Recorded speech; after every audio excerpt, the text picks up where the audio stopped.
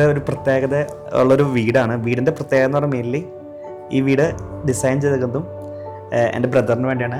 എൻ്റെ ബ്രദറും ഞാനും കൂടിയാണ് ഈ ഡിക്കാസ് ഹോംസ് നടത്തുന്നത്. ഞങ്ങളുടെ സ്വന്തം വീട് ഡിസൈൻ ചെയ്യാൻ പറ്റുമെന്ന് പറയുന്നത് അതൊരു ഭാഗ്യമാണ്. അപ്പോൾ അതിനകത്ത് ഫ്രീഡം കിട്ടിയിട്ടുണ്ട്. അതായത് കാര്യം ഒരുപാട് കാര്യങ്ങൾ നമുക്ക് പരീക്ഷിക്കാനും ഒരുപാട് കാര്യം ചെയ്യാനും നമുക്കൊരു ഫ്രീഡം സ്വന്തം വീടായതുകൊണ്ട് കിട്ടിയിട്ടുണ്ട്.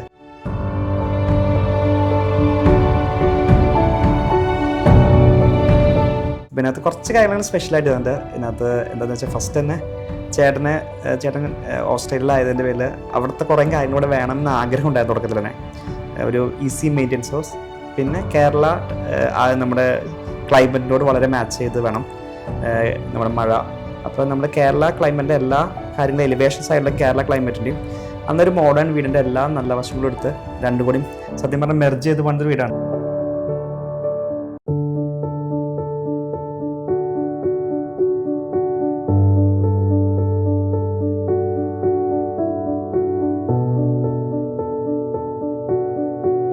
നാട്ടിലൊരു വീട് വെക്കണമെന്ന് ഭയങ്കര ആഗ്രഹമായിരുന്നു.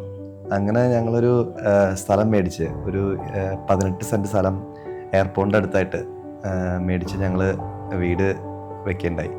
അപ്പോൾ ശരിക്കും പറഞ്ഞാൽ ഞങ്ങൾ ഡ്രീം ഹൗസാണ് അത്. അതെ, ഓസ്ട്രേലിയയിൽ നിന്ന് വരുമ്പോൾ എനിക്ക് ആകെ ഒരു നിർബന്ധം ഉണ്ടായിരുന്നുള്ളൂ, ഓസ്ട്രേലിയയിൽ അതേ ഫീലുള്ള വീടായിരിക്കണം എന്ന്. അതുകൊണ്ട് തന്നെ അവിടുത്തെ ഒത്തിരി കാര്യങ്ങൾ ഇവിടെ ഈ ഒരു പ്ലാനിൽ ഞങ്ങൾ ഇൻകോർപ്പറേറ്റ് ചെയ്തിട്ടുണ്ട്. ഫോർ എക്സാമ്പിൾ, വീടിൻ്റെ ഹൈറ്റ് ഡബിൾ ഹൈറ്റാണ്, അതുപോലെ ഓപ്പൺ കിച്ചണും, പിന്നെ ഒരു പാഷ്യോ ഉണ്ട്, ലോണ്ട്രി ഉണ്ട്, പിന്നെ പൂളുണ്ട്. അപ്പം അങ്ങനെ ഒത്തിരി കാര്യങ്ങൾ ഞങ്ങൾ ഇവിടെ ആ ഒരു ഹോംലി ഫീലിംഗിലേക്ക് കൊണ്ടുവരാൻ ഇൻകോർപ്പറേറ്റ് ചെയ്തിട്ടുണ്ട്.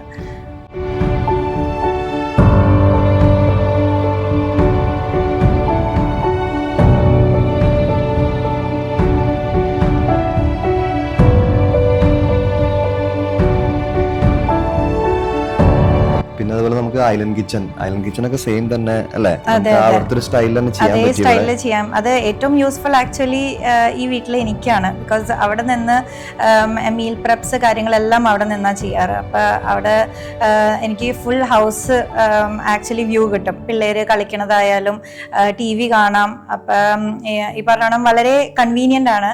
അതേപോലെ തന്നെ ഏറ്റവും കൂടുതൽ ഞങ്ങൾ ഫാമിലി ടൈം സ്പെൻഡ് ചെയ്യണത് അവിടെയാണ്. ഡിന്നർ കഴിക്കാനായാലും പിള്ളേരുടെ ബ്രേക്ക്ഫാസ്റ്റ് എല്ലാം അവിടെ തന്നെയാണ് സെർവ് ചെയ്യാറ്.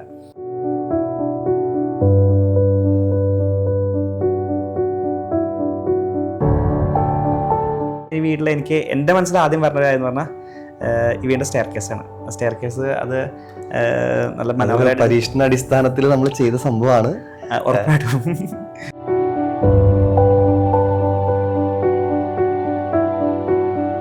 അതൊരു ക്ലയൻറ്റ് ചിലപ്പോൾ നമുക്കാണെങ്കിൽ നമുക്ക് കോൺഫിഡൻറ്റ് ചെയ്യാൻ പറ്റില്ല. സ്വന്തം വീട് അല്ലെങ്കിൽ ബ്രദറായതിൻ്റെ പേരിൽ ഞങ്ങളൊരു ചെയ്തൊരു നമ്മൾ ചെറുപ്പത്തിൽ പീക്കോക്ക് ഉണ്ടാക്കില്ല, പീക്കോക്കിൻ്റെ ബാക്ക് സൈഡ് ഉണ്ടാക്കുന്നതിൻ്റെ പേപ്പർ മടക്കി ഉണ്ടാക്കില്ല. ആ ഒരു കൺസെപ്റ്റാണ്.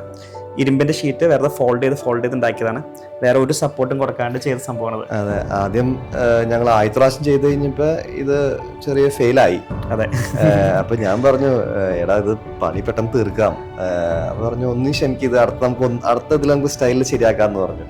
പിന്നെ രണ്ടാമത്തെ ഇതില് ശരിയായി. ഞങ്ങൾ രണ്ടുപേരും ആക്ച്വലി പിന്നെ എൻ്റെ കൂടെ നിന്നു. അതിന്റെ പ്രത്യേകതയാണ്, അതൊരു 12 mm തിക്നെസ് ഉള്ള ഒരു മെറ്റൽ ഷീറ്റ് ബെൻഡ് ഉണ്ടാക്കണം. വേറെ ഒരു സപ്പോർട്ടും ഇല്ല, ഡിസൈൻ്റെ സപ്പോർട്ടാണ്. അതിൻ്റെ ഫുൾ ലോഡ് എടുക്കുന്നത് നമ്മുടെ കാർട്ടൺ പേപ്പറിൽ, നമ്മൾ പാക്കിന് ഉപയോഗിക്കുന്ന കാർട്ടൺ പേപ്പറിൻ്റെ കൊറിഗേഷൻ എന്ന് പറയും.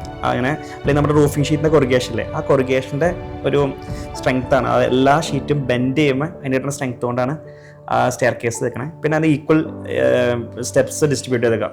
സ്റ്റെപ്സിന് ഈക്വൽ ആയിട്ട് നമ്മൾ കൊടുത്തപ്പോൾ 3 സൈഡിൽ ലോഡ് ഒരേപോലെ ആക്കി. അത് നമുക്ക് ഭയങ്കര ഹാപ്പി ഒരു സംഭവമാണ്.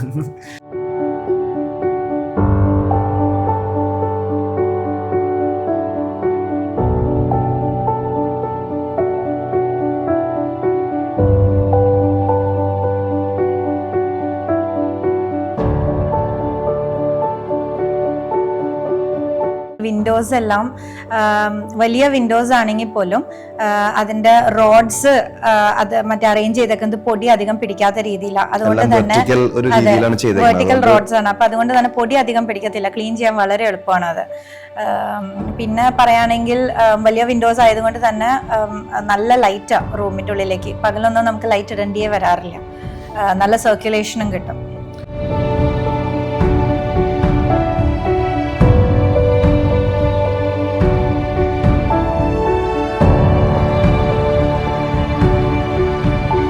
നമ്മളൊരു ലാമിനേറ്റ് ഫ്ലോറിംഗ് ടൈപ്പാണ് ചെയ്തത്. കുറച്ച് കുഷനിങ് ഉള്ളൊരു ഒരു ഫ്ലോറിംഗ് ആണ്. പിന്നെ ഒരു ഫ്രീ ഫ്ലോ ഒരു കൺസെപ്റ്റാണ് വീട്ടിലെ. പിന്നെ ഞാൻ വർക്ക് ഫ്രം ഹോമാണ് ചെയ്യുന്നത്. അപ്പോൾ മുകളിൽ ഗസ്റ്റ് റൂമിൽ ഒരു ചെറിയ ഏരിയ ഓഫീസ് സ്പേസ് ആയിട്ട് എടുത്തിട്ടുണ്ട്. അപ്പോൾ ആ റൂമിനെ കുറിച്ച് പറയുകയാണെങ്കിൽ അതിൻ്റെ ഒരു സൈഡിലെ വാള് ഫുൾ ഗ്ലാസ് ആണ്. അപ്പോൾ അതും എനിക്ക് മുകളിലിരുന്ന് താഴെ കുട്ടികളെ വാച്ച് ചെയ്യാം, അതുപോലെ വീട്ടിലുള്ളവരെ എനിക്ക് കാണാം. ഒരു ലോൺലി ഫീലിംഗ് അവിടെയും ഉണ്ടാവത്തില്ല. ഒരു ക്ലോസ്ഡ് റൂം പോലെ അല്ല, അത് നല്ലൊരു ഓപ്പൺനെസ് ഫീൽ ചെയ്യാറുണ്ട് അവിടെ. അതെ, കവർ ചെയ്യണമെങ്കിൽ അത് റൂം ക്ലോസ് ചെയ്യാനുള്ള ഓപ്ഷനാണ്. നമുക്ക് ബാക്ക് യാർഡ് എനിക്ക് നല്ല, അതെ ബാക്ക് യാർഡ് ആയാലും പുല്ലൊക്കെ വെച്ച് ലോണൊക്കെ പിടിപ്പിച്ച് ചെടികളൊക്കെ നട്ട് ആളൊരു പ്ലാന്റ് എൻതൂസിയാസ്റ്റ് ആണ്. അപ്പൊ അതുകൊണ്ട് തന്നെ എനിക്ക് ഒത്തിരി പ്ലാന്റ്സ് ഉണ്ട്. അപ്പൊ മൊത്തം ഒരു ഗ്രീനറി കൊണ്ടുവരാൻ സാധിച്ചു എനിക്ക്. അതിന് പറ്റിയ സ്പേസും പലയിടത്തായിട്ടും ബാക്കിലൊക്കെ ഒത്തിരി സ്പേസ് ഉണ്ട്. അപ്പൊ ഗ്രാസ് ആയിട്ടും നല്ല രീതിയിൽ ലാൻഡ്സ്കേപ്പ് ചെയ്യാൻ സാധിച്ചു.